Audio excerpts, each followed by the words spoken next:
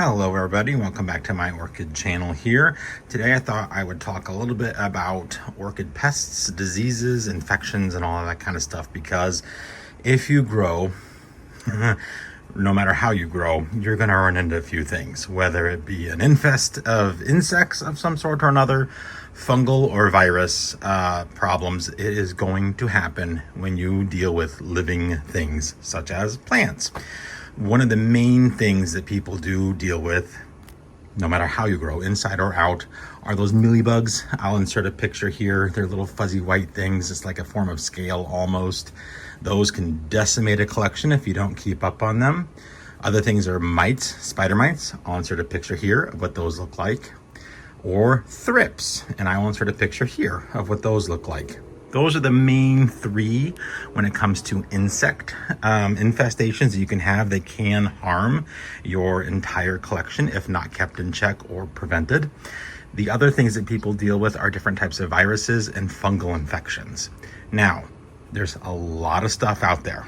And when I say a lot of stuff, I mean a lot of stuff out there as to what's the best this and what's the best that. What I'm going to show you is what it looks like, and then how I treat it and how it's helped me. So, without further ado, I'm going to show you some examples. One of the worst things you can get when it comes to Vandas, or any plant for that matter, but shows up very clearly in Vandas, is Fusarium. And I know this has been talked about for years and years and years. There was a big scare about it about a decade ago, and people were freaking out, and every plant they had it, and blah, blah, blah, blah, blah, blah, blah. It does spread easily, I will tell you that. How it shows up for me in my Vandas is what you're seeing right here, the palm tree effect, where there's an entire section of the cane where the leaves have just sloughed off, and you end up with these roots that just look really, really terrible. And I'm going to insert a picture here too. If I were to cut, you would see what we call the purple ring of death. And 9 times out of 10, you can't save them. But every now and then, you can, depending on what you do. So as you can see with this one, my plant is, slowly by slowly, coming back, even blooming. Normally a sick plant will not bloom, or if it does, I try to cut the spike.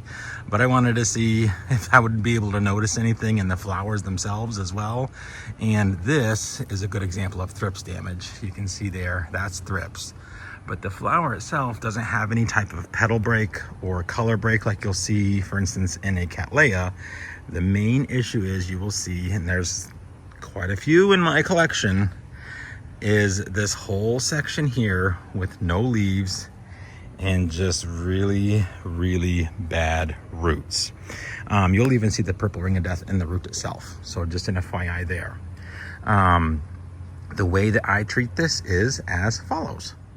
Now, thanks to the heat down here in Florida, the little thing fell off, but this is the systemic that I spray on all of my plants. It is an antifungal and basically a high concentrate of hydrogen peroxide. As soon as I started spraying this, and it's a very little amount per gallon of water. I don't remember where it's at here. Let's see here. It's somewhere in here, spot treatment. Yeah, if you want to pause and read all this, by all means, please do. I don't remember what it is, because I just pour some in my sprayer and then mix in the water and then spray. But it's a concentrate, so there's quite a bit in here. I will link to this. I got mine on Amazon in the description. It was not cheap, I will tell you that right now, but I was not prepared to lose my entire collection, because that would have been even more expensive. But here's actually a really good example. This plant had Fusarium, and I checked it in the roots. And he has since recovered, which is good. But I was spraying with that, and still am, basically every week for about 3 months. And once I started doing that, I started seeing growing tips on roots that have been dormant for a while. And when I say a while, I mean like a year or two. I started to see new leaves start to come out. And you guys say, oh, it was just growing season. No. Trust me, I know my babies. I'm out here every day. I was seeing literally nothing, just a bunch of stalled out plants with root tips that looked like that. And now I'm getting root tips constantly that look like this.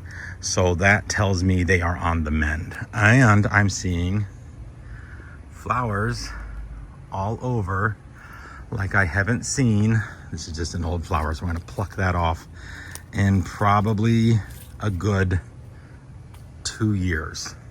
I have not seen this plant bloom for probably 2.5 years. I live this one. This was one the boys got my wife 2 Mother's Days ago, and I've not seen it bloom.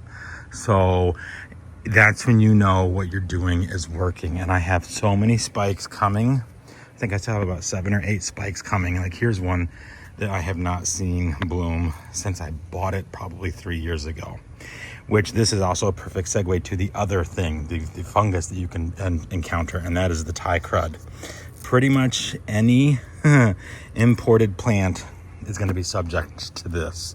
Thai crud is basically it's a fungus infection in the plant that happens because when they are grown in Thailand or wherever it is that they're grown over there that they're imported from, it's a consistent temperature pretty much year round. And then they come here where the temperatures fluctuate a lot. So it'll be 100 and some degrees all summer, and then it'll drop drastically, and just that fluctuation of temperature can cause this to sprout up. It weakens the plant system, and you get this. This will spread to everything if you do not keep it in check. That's where that xylitol comes into play. It has stopped it. You can see here all these new leaves don't have it anymore, and the rest of my plants no longer have it either. So these are literally the last 2 remaining ones I have that have the Thai crud, and they have not spread it to any others. So that is something where I'm saying that xylitol works wonders and miracles. It works wonders and miracles. The next thing now we're going to talk about though is the pests and how I get rid of those. So one thing that you will see here, like this right here, is a perfect example where you see that little band in the root. There we go. That is from thrips. They can cause things like that to happen. And then as you saw in the Vanda over here with the browning on the actual petal itself, that also is thrips damage. Mealybugs are another, and spider mites are another. What I use in order to get rid of those and don't mind the mess, I'm not a clean grower, is orthine. And this is a pellet, like a little granule, looks like a little grain of rice. Do not eat, you will die. But this, you mix a very small amount in with water and then spray. I keep mine in a baggie because when I say that this stuff stinks like booty hole, it stinks like booty hole, and it's awful. However, if you keep up on this and you spray it at least once a month, you will not have the thrips issue. And I have noticed that I used to lose almost all of my spikes and buds and flowers to thrips. Now I only see a little bit of damage here and there, or none at all. This is the first actually one I've seen with thrips damage in a hot minute. So yeah, it is definitely worth it. Orthine, I will also link to that down below. It is a little bit cheaper than say some of your virus and fungal infection remedies, but it is still not like super dirt cheap.